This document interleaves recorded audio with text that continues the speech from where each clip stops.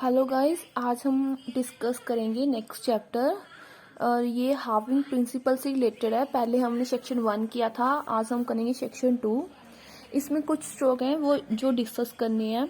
जैसे कि पहले है स्ट्रोक एम, एन, एल और आर। इसमें क्या है, अगर इस स्ट्रोक को हम एम, एन, एल और आर को हाफ करते हैं, अगर ये हम लाइट में लिखेंगे मतलब इसको लाइट लिखेंगे तो इसमें टी ऐड होगा। अगर डार्क में लिखेंगे तो डी। जैसे कि express the addition of T when they are write in light और and also halved and thicken to indicate the addition of D.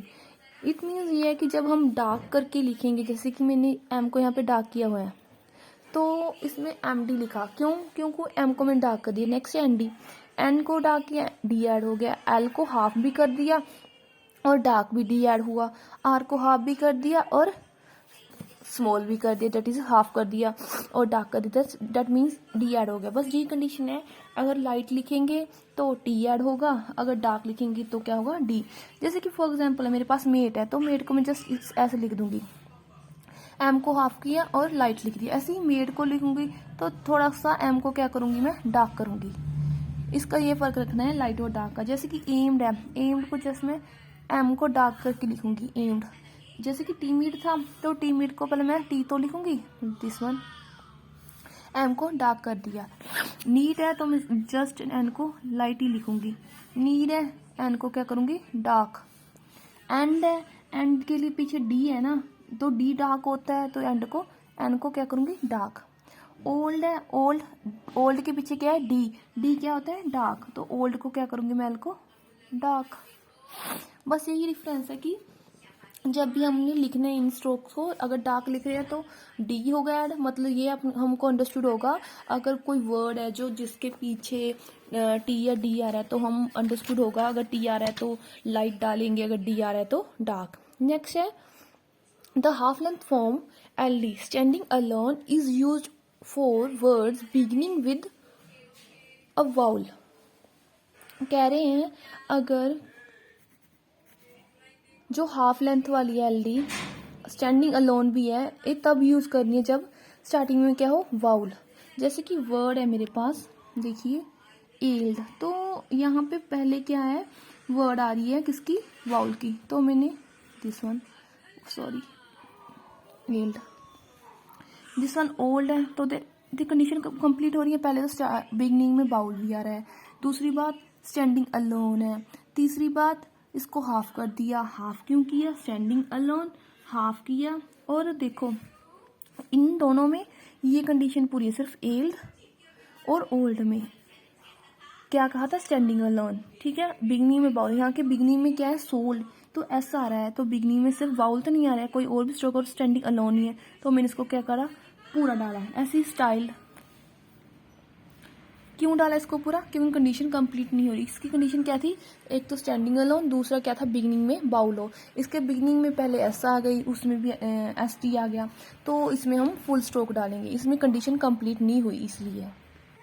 आगे है कि जब कोई बाउल आ रहा हो एल और डी के बिटवीन और आर और डी के बिटवीन, इन दोनों के बिटवीन कोई वाउल साइन आ रहा हो तो क्या करना है, हमने उसको कॉन्सोनेंट को फुल लिखना है। वो भी पता है आपको, क्योंकि हमको क्या चाहिए वाउल के लिए, प्लेस। जैसे कि पैलेड वर्ड, तो पैलेड दिस वन, ऐसे ही पैलेड तो मैं लिख सकती हूँ पैलेड, एल को डार्क कर दिया क्योंकि डी है पीछे। ऐसे ही मैरिड लिखूंगी, दिस वन मैरिड, ठीक है। आगे वर्ड मैरिड, तो इसको मैं क्या लिख देती, दिस वन, मैं तो इसको डार्क कर दिया, ठीक है ना। मैरिड, आर के पीछे मैरिड की साउंड आ रही है ना वाउल की, तो प्लेस चाहिए तो फुल डाल दिया, अदरवाइज हम क्या कर देंगे इसको, हाफ। आगे क्या कंडीशन है, हमने पहले यूज़ किया था, अगर अब हम आर को डार्क करते हैं तो उसमें आर ऐड होता है, एल को डार्क करते हैं तो एल ई आर डी बन जाता है, एल ई आर, ठीक है, और आर ई आर, ये हमने याद किया था। अगर आर को डार्क करते तो आर ई आर और एल को डार्क करते एल ई आर। ये ऐसे कह रहे हैं कि इनको हमने हाफ करके ये वर्ड नहीं बनाना, क्यों, क्योंकि हमने पहले ही बोल दिया कि इसको जब हम हाफ करेंगे तो सिर्फ एल डी और आर डी ही बनेगा, ना कि इसमें आर ऐड होगी। ये कंडीशन हमने याद रखना है। अगर फुल स्ट्रोक है देन एल डी आर, अगर हाफ स्ट्रोक है सिर्फ एल डी ही हमने रीड करना है, ना कि इसमें आर भी ऐड होगा, ठीक है ना। आगे सेम कंडीशन, ये MP को हम जब जब डार्क करते तो MP बन जाता था, और N को डार्क करते तो NG बन जाता था। पर हमने यहाँ ऊपर बोला है कि अगर हम M और N को डार्क करते हैं और हाफ करते हैं तो D ऐड होता है। तो इसमें कंडीशन ये है कि MP और NG को हम कभी भी हाफ नहीं यूज़ करेंगे with for the addition of T और D। फुल स्टॉक्स की बात हो रही है, ना कि हाफ। जब हाफ कब करना है, जब ये क्या हो, they are hooked on initially और फाइनली, तभी हाफ करना है इसको। जैसे कि यहाँ पे वर्ड है इम्प्यून्ड। इम्प्यून्ड में जस्ट हमने इसको फुल स्ट्रोक लिखना है। क्यों लिखना है? क्योंकि ये इनिशियली हुक्ड भी नहीं है और फाइनली हुक्ड भी नहीं है। अगर हुक्ड नहीं है तो हमने स्ट्रोक क्या लिखना है, फुल लिखना है, इम्प्यून्ड। देखो मैंने यहाँ पे क्या किया, एम को डार्क किया, ठीक है, तो एम में पी ऐड हुआ, ठीक है, तभी ये लिख दिया। आगे है वर्ड इम्प्यून्ड। इसमें भी मैंने क्या किया, एम को डार्क कर दिया। इसमें क्या ऐड हो गया, बी। ऐसे वर्ड था बिलोंग्ड, दिस वन बिलोंग्ड, ठीक है। बस कंडीशन ये है, मैं आपको ये बताना चाहती हूँ, हमने पीछे ये किया था। अगर हम फुल स्ट्रोक की बात कर रही हूँ, फुल स्ट्रोक को अगर मैं एल को डार्क करती थी तो इसमें LER बन जाता था ना। अगर आर को डार्क करती तो RER बन जाता था, ठीक है। ऐसे जब मैं एम को डार्क करती तो MP और MB फुल मैं रीड करती थी। पर यहाँ पे कंडीशन ये है कि अगर हाफ, ये फुल स्ट्रोक किया, हाफ करेंगे, ठीक है, डार्क को, अगर डार्क L को हाफ करेंगे तो LD पढ़ेंगे, R को हाफ करेंगे डार्क को तो RD रीड करेंगे। ऐसे ही M को डार्क को हाफ करेंगे तो MD, ऐसे ही बस MD कंडीशन है, ये कंडीशन है। इसको हाफ में कोई कंडीशन है, हाफ में क्या कंडीशन क्या कर रहे हैं, अगर आप M को हाफ भी करते हैं तो इसमें कंडीशन है कि वो क्या हो, इनिशियली हुक्ड हो या उसके M के पहले हुक हो या M के बाद में। जैसे कि ये वर्ड था, इसमें हुक्ड नहीं है तो मैंने फुल M लिखी, इसमें क्या ऐड हो गया, P। आगे है हेम्पर्ड वर्ड, तो मैं इसको हेम, दिस वन क्या किया, H की वो ऐड होगी, MP, M में, ठीक है, PVR हो गया R भी हो गया, D भी हो गया। क्यों, देखो M तो फुल है, डार्क है तो P ऐड हो गया, R की हुक लगी है, हाफ किया तो D भी ऐड हो गया। समझ में है? जैसे कि वर्ड रैम्पर्ड है, मैं रैम्पर्ड को क्या लिखूँ, दिस वन रैम्पर्ड। इसको मैंने डार्क नहीं किया, सॉरी डार्क तो किया पर हाफ कर दिया, हाफ कर दी तो T बन गया। ऐसे लिंगर्ड है, इसमें क्या किया, N हो गया, हुक्ड का R हो गया, और क्या हुआ, एक D भी आ गया, तो क्या बन गया, लिंगर्ड, ठीक है ना। ING बना ना, ये I को डाल के लिंगर्ड। आगे RT और LT। अगर हमने RT और LT लगाना है तो मोस्टली R को क्या करना है, हमने अपवर्ड, और L को अपवर्ड ही करना है। अगर उसमें T ऐड करना है, अगर T ऐड करना है तो हमेशा अपवर्ड लिखनी है, LB RB। जैसे कि वर्ड है पार्ट, तो पार्ट को जस्ट ऐसे लिख देंगे, जैसे कि पैलेट, ठीक है। फोर्ट है तो दिस वन, ठीक है। फॉल्ट तो दिस वन। बस जब R में T और L में T ऐड करना है तो क्या करना है, अपवर्ड करना है। अगर R को, बट R जो वाली है, ये वाली L है, ये रिटर्न डाउनवर्ड होगी। आफ्टर किसके बाद, N और NG के बाद हमेशा क्या होगी, डाउनवर्ड होगी। जैसे कि वर्ड है मेरे पास इनलेट, दिस वन इनलेट, ठीक है। आगे है रिंगलेट, रिंग डालो पहले तो रिंग डाला मैंने, लेट, ठीक है, ये है। आगे है हमने it is written downward after, W के बाद भी क्या करना है, डाउनवर्ड ही होगी। अगर वाउल नहीं है, क्योंकि पता ही हमारे को वाउल होता तो हमेशा अपवर्ड लगती है, RB और LB। यहाँ में वर्ड है जैसे कि ड्वेल, ये पिछले वाले रूल सारे ना क्या हो रहे हैं, रिपीट हो रहे हैं। जैसे कि ड्वेल है तो ऐसे डाल दी। अगर वाउल होता तो मैं L को जैसे ट्वीलाइट, ठीक है, तो क्या करूँगी, ट्वी, ठीक है, लाइट, क्योंकि लाइट है ना वर्ड, लाइट हुआ, मगर T के बाद क्या है, साउंड, तो ट्वीलाइट डाल दिया मैंने, ठीक है। आगे है द साइन, जो अपवर्ड है, may be use for RD के लिए। जैसे कि मैंने कहा था कि जो हमने ये वर्ड हम यूज कर सकते हैं RD ले, बट कब, जब ये it is not convenient to write, लिखने में इजी ना हो। जैसे कि वर्ड है हमारे पास लाड, ठीक है, दिस वन।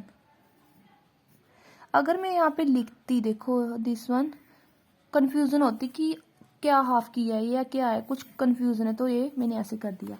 ऐसी वर्ड है कलर्ड, कलर्ड में कैसे करूंगी, दिस वन कलर्ड। वैसे हम कलर्ड को ऐसे भी डाल सकते हैं, कोई दिक्कत नहीं है। आ गया वर्ड कॉरेडेज, दिस वन। आगे क्या कि शनहुक, आफ्टर शनहुक एस टी में भी रिटर्न डाउनवर्ड और अपवर्ड। हम डाउनवर्ड भी लिख सकते हैं, अपवर्ड भी लिख सकते हैं। ये हमें वही राइट टू कन्वीनियंट, जो इजी टू कन्वीनियंट हो वो लिखने, easy to write. That is protectionist है, जो प्रोटेक्टनिस्ट, तो मैं क्या लिखूंगी इसको ऐसे, ठीक है ना, बन गया प्रोटेक्शनिस्ट, दिस वन। ठीक है, ऐसे ही अगर मैं इसको लिखती, क्या है, प्रोग्रेसनिस्ट, दिस वन, प्रोग्रेस शेप आ गया, तो दिस वन।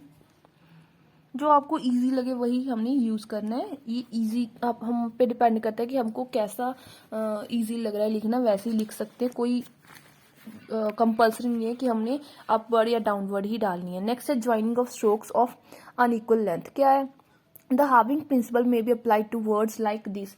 जैसे कि वर्ड है अफोर्ड, तो हम अफोर्ड को जैसे यूज कर सकते हैं, दिस वन अफोर्ड। आर को क्या मन कर दिया डार्क, जैसे कि पहले मैं बताया था। इसमें ही क्या किया, एन पूरा डाल दिया, एम को क्या कर दिया हाफ और डार्क कर दिया नेम। जैसे कि वर्ड यही है, इसमें क्या करना है हमने, ये हमें ना, इस वर्ड में जैसे कि के है, तो हमको कुछ कंफ्यूजन हो सकती है भी क्या डाला है हमने, हाफ किया या फुल किया स्ट्रोक का, तो हम इसको क्या लिखेंगे, फुल लिखेंगे। जैसे कि लुक्ड है वर्ड, दिस वन लुक्ड, जैसे क्या है प्रॉपर, दिस वन। इसमें कंफ्यूजन होगी क्योंकि सेम स्ट्रोक है, सेम डायरेक्शन है, तो हमको कंफ्यूजन होगी कि कौन सा स्ट्रोक हाफ किया है या नहीं। आगे है कि कुछ वर्ड्स हैं जो हमेशा मतलब टी और डी साथ में आ रहे हो, तो हमने टी और डी को क्या करेंगे, डिसजॉइन कर देंगे जब immediately follow stroke T D. जैसे कि ट्यूड टी, एटीट्यूड में ट्यू आ गया, टी के बाद डी आ गया, यहाँ पे भी ट्रीटर टी के बाद डी, ड्रेडर डी के बाद डी, क्रेडिट के टी के बाद डी। जिसके ऐसे वर्ड हो डेड डेड पीछे ये हो, तो हमने क्या करना है, इनको हम अलग कर देंगे। जैसे कि एटीट्यूड को ऐसे लिख दिया, वैसे ही हमने जैसे कि ट्रीटेड है, ट्रीटेड को पहले मैं ट्रीट पा दूंगी, दिस वन ट्रीट, तो ट्रीटेड ऐसे डाल दिया। आके ड्रीडर को क्या करूंगी, पहले ड्रेडर, इसको ऐसे कर दिया। ऐसे क्रेडिट है, तो क्रेडिट पहले पूरा डालकर यहाँ पे ऐसे डाल दूंगी। इसका मतलब मेरे पीछे क्रेडिट है, क्रेडिट, ठीक है ना, वो हमें अंडरस्टूड होगा कि क्रेडिट है यही। जब भी टी जैसे टेड, ट्यूड, डेड ऐसे वर्ड हो, तो हमेशा हमने क्या करना है, एक वर्ड पूरा डालकर उसके लास्ट में टी या डी डाल देना है कि हमको अंडरस्टूड हो भी टेड है या डेड है, ठीक है ना। आगे की पास्ट टेंस है, जैसे कि टेड और डेड है, इसमें भी क्या करेंगे हम, वही कंडीशन लगा सकते हैं, जैसे कि लगा भी सकते हैं, वो हम पे डिपेंड है। जैसे कि पार्टेड है, तो पार्टेड हम ऐसे भी लिख सकते हैं, ठीक है ना, पार्ट पाके टी को हाफ कर दिया ऐसे। जैसे कि ये है ब्रेडेड, ठीक है ना। आ गया, इसको मैंने फुल कर दिया, डेड, इसको ऐसे भी डाल सकते हैं। अगर हमने ये करना है तो ऐसे डाल दो, ये हम पे डिपेंडेंट है। जैसे कोटेड वर्ड है, तो कोटेड, इसको हम कोटेड, ठीक है ना, ऐसे डालेंगे। अगर पूरा डालना है तो कोटेड बाकी दिस वन, दोनों तरीकों से डाल सकते हैं। आगे हम जो हाफिंग प्रिंसिपल है ना, हम क्या यूज कर सकते हैं, फिजियोग्राफी में यूज कर सकते हैं। जैसे कि इफ इट करना है, तो हम इफ को एफ को स्मॉल कर दिया, जो अंडरस्टूड है कि इसके साथ टी ऐड हो गया। आगे क्या है, इफ इट इज में क्या करेंगे, हम ऐसे डाल देंगे, इजी टू राइट। आगे है आई एम नॉट, तो आई एम का छोटा कर दिया मैंने, स्मॉल कर दिया, लाइटली गया, एन के लिए हुक डाल दी, that is I am not. जैसे कि आगे यू मे नॉट, यू, ठीक है, मे को मैंने एम में एन डाल दिया। आगे एज इन को कैसे डालेंगे हम, बहुत से इजी है ये वर्ड। जैसे कि हमने अब किया है, जैसे कि वर्ड है we would we, then we ऐसे डालूंगी, ठीक है, वुड के लिए डब्ल्यू छोटा कर दिया, बी को मैंने पूरा डाल दिया, वी वुड बी। ऐसे कि एट ऑल है, तो एट ऑल को मैं कैसे डालूंगी, this one at all, sorry पूरा वर्ड डालना भूल गई मैं, एट ऑल टाइम्स, तो एट ऑल को मैंने दिस वन टाइम्स के लिए एम एस डाल दिया, क्योंकि एट ऑल को टी छोटा कर दी तो एक टी ऐड हो गया। आ गया एबल टू मेक, एबल के लिए बी एल डाल दिया, ठीक है। आगे मैंने मेक को छोटा, एम को छोटा कर दिया, पूरा डाल दिया एम, देखिए आपने एबल DL छोटा कर दिया तो इसमें क्या ऐड हो गया, टू और एबल टू मेक। ठीक है, इसके साथ ही कंप्लीट हो गया चैप्टर। कुछ दिक्कत नहीं है इस चैप्टर में, हाँ थोड़ी सी कंफ्यूजन है, क्या है जस्ट ये याद रखना है हमने, मैंने पहले भी समझाया था, अगर हम डार्क एम को स्मॉल करते हैं तो डी ऐड होगा। ठीक है, एन को हाफ करते हैं और डार्क करते हैं तो डी ऐड होगा। ऐसे ही एल और आर में डी ऐड तब होगा जब इसको डार्क करेंगे और हाफ। कंडीशन क्या है, डार्क और हाफ करना है, एम एन एल और डी, बस जी कंडीशन है, और बाकी चैप्टर में कुछ भी नहीं है। बाकी बाउल के लिए प्लेस चाहिए, अगर वो भी है, ये कंडीशन थी। अगर हमने एल को क्या करना है, स्टैंडिंग अलोन है और बिगनिंग में क्या बाउल, तब भी हमने क्या करना है, इसको यूज़ करना है हमने हाफ लेंथ, अदरवाइज क्या करना है, हमने फुल लेंथ यूज़ करनी है। कुछ कंडीशंस हैं, बस इजी है चैप्टर, कुछ दिक्कत नहीं है, बाकी सेम कंडीशन है। और ये याद रखना है हमने कि जब फुल होता है, ये पिछले चैप्टर में रीड किया था, इसकी कंडीशन है कि फुल लिखेंगे तब हम इसमें आर ऐड होगी, अदरवाइज सिर्फ अगर हाफ कर रहे हैं, फुल डार्क भी कर रहे हैं तो हमेशा सिर्फ डी ऐड होगी। बस ये याद रखना है, इसमें कंफ्यूजन नहीं होना, क्या है, एल को डार्क और हाफ देन डी ऐड होगी, अगर एल फुल है और डार्क है देन आर ऐड होगी। बस यही कंडीशन याद रखनी है। ये मैंने फुल और डार्क को बता दिया था, जिसकी कंफ्यूजन थी, मुझे फील हुआ कि शायद कुछ कंफ्यूजन हो रही हो इस चैप्टर में, तभी मैंने आपको फुल और हाफ का यहाँ पे डिफरेंस समझा दिया है।